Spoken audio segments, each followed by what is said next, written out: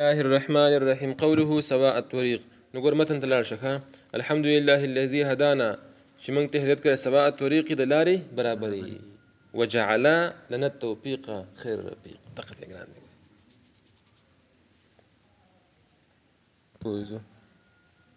قوله سواء الطريق نوس شارح رحمة الله عليه پیش معنا د سواء ذکر کوي سواء الطريق پیشوي او داغي مصداق بیانوي څه بیانوي مصداق بیانوي ګوره سواء الطريق څه معنا یعنی درمیانه لار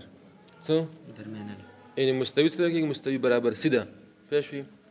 بالکل سیده چې مطلب په دې باندې کسر باندې بالکل سیده ولکه دی خو خې طرف ته چدرته تاویدو ضرورت نه دا سیده لار ده بالکل چې کم کس پیزي مطلوب ته رسوي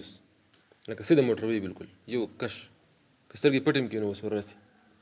بریک خو خامخا نشي ځکه چې به به طرف باندې وړي خو بهر کې په درمیانه لار دا کې نه څه ده د لارې مستوي نه ښه لار څه مستوي نګور درمیانه لار او لار مستوي دا یو شی دی ښه شی دی متلازم دي ګور چې کوم درمیانه لاري هغه مستوي وي او چې مستوي درمیانه لاري والصراط المستقيم مصداق څه شی دی ګوره مصداق نو یا خو مراد دی نفس الامر دی ښه څه شی دی نفس الامر پېښوي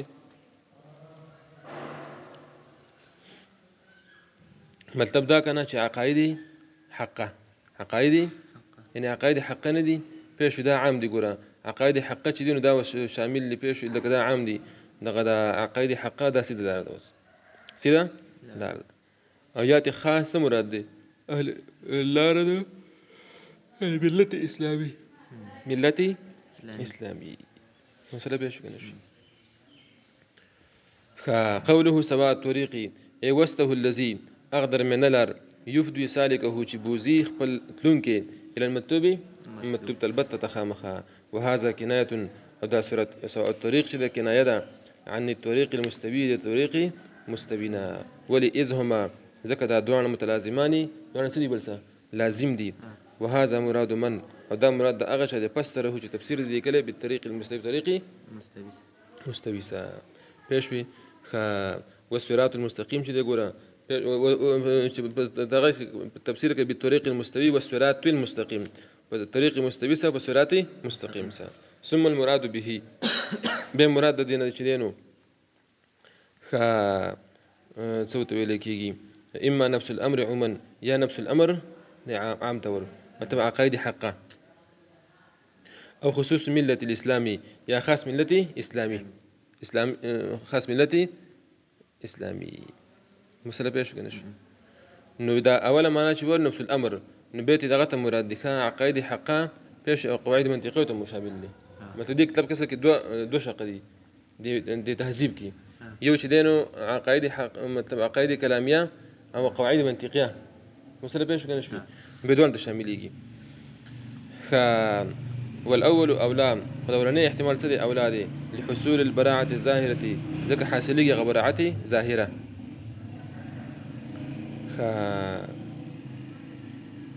بالقياس إلى قسم الكتاب بقياس ردو قسمونه دو كتاب تشغل منطقة وسري كلام دي يعني بكلام نخبر وسرا بخبر بلك خلاصي بو سواء طريق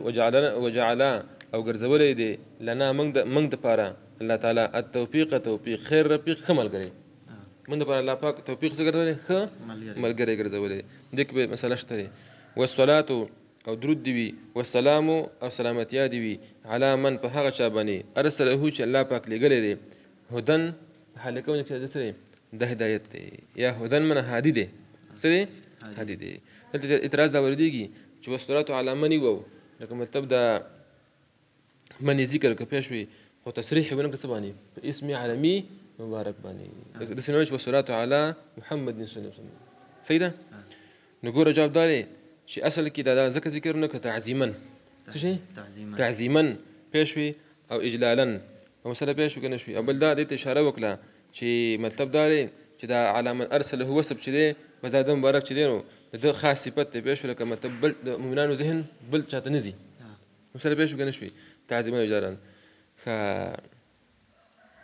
بیا ګوره داسې ویل چې والصلاة علی من ارسله علی من ارسله دا صفت یې خاص ګوره دا صفت ځکه خاص کړه ځکه دا مستقیم د ټولو باقي صفات کمال یوله پوه شو که نه شوې او بله پیدا هم پکې ده چې دې ته اشاره وشوه چې دا مرسل دی ښه الله پاک رالېږلی که نه ښه هدن چې هادي دی هدایت کوونکی دی پوه شوې هو بالاهتداء حقیق چې دا مبارک په هغه سره اهتدا پسې مطلب دا چې د پسې هدایت وکړی شي د پسې اقتدا وکړی شي د دې حقیق لایق دی ونورا به الهداء يليق وعلى آله وأصحابه الذين سعدوا بمناهج الاستقواس